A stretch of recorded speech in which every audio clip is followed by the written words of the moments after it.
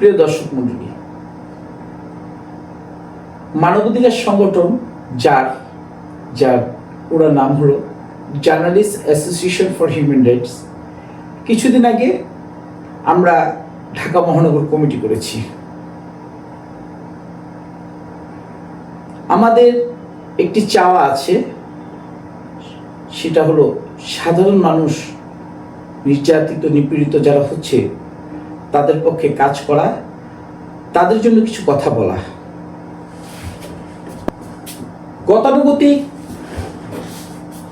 গতানুগতিক মামলা কিংবা আইনের যখন একটি মানুষ তার আস্থা হারিয়ে ফেলে, তখন আমাদের মানবাধিকার সংস্থাগুলি তাকে একটু আইনি সহায়তা দেওয়ার জন্য, একটু পরামর্শ দেওয়ার জন্য তার সাথে আমরা কাজ করি।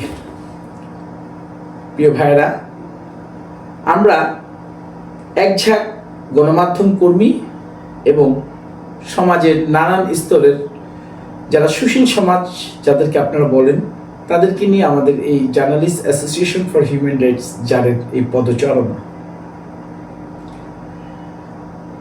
আমাদের প্রতিষ্ঠাতা চেয়ারম্যান হলো মোহাম্মদ স্যার কমল স্যার, বিশ্ব দর্পণের সম্পাদক এবং 90 দশকের খুব আলোচিত এই ব্যক্তিটি, যার একাধারে একটি সাপ্তাহিক পত্রিকা ছিল, পাশাপাশি জার্নালিস্ট অ্যাসোসিয়েশন ফর হিউম্যান রাইটসের কার্যক্রম দিয়ে সে সমাজের নির্যাতিত নিপীড়িত অবহেলিত মানুষের জন্য কাজ করেছে। আমরা ঢাকা মহানগর দক্ষিণ কমিটি করেছি, যার আহ্বায়ক হয়েছেন নুরুল হুদা চৌধুরী। আপনারা জানেন, বিশিষ্ট সমাজসেবক, বরিশালের ছেলে, কৃতি সন্তান, এবং আমি আপনাদের পরিচিত মুখ ঈদি আমিন অ্যাপোলো, জাতীয় দৈনিক নবচেতনা। আমাদের একটা ইচ্ছা ছিল, একটা স্বপ্ন ছিল, অসহায় মানুষের মুখে হাসি ফোটানো। তার জন্য আমি বিগত সময়ে ঢাকার শহর থেকে জেলা উপজেলার নানান ডিস্ট্রিক্টে আমি গিয়েছি, চরাঞ্চল হাওড় অঞ্চলে আমি গিয়েছি মানুষের জন্য কাজ করার জন্য। প্রিয় দর্শক, যার প্রতিটি খবর আমি আমার সাধ্যমতো আপনাদের কাছে পৌঁছানোর চেষ্টা করেছি আমার ফেসবুক পেজে, STVতে, পল্লী টিভিতে, নিউজ টিম 11-এ। আজকে আমরা যে কমিটিটা করেছি, সেই কমিটির সবার কাছে আহ্বান থাকবে কমিটির পক্ষ থেকে, আপনারা যারা সমাজে কাজ করতে চান, মানুষের জন্য কিছু বলতে চান, মানুষের অধিকার আদায় করতে যারা সচেষ্ট সবসময়, তাদেরকে নিয়ে আমাদের পথ চলা শুরু হবে। দেরি না করে আমাদের সাথে সদস্য হন। আমাদের যোগাযোগের ঠিকানা আমাদের স্ক্রিনে পাবেন, এবং আমাদের একটি ভ্রাম্যমাণ অফিস মুক্তাপাড়াতে অবস্থিত, যেখান থেকে ঢাকা মহানগর উত্তর দক্ষিণে কার্যক্রম করা হয়।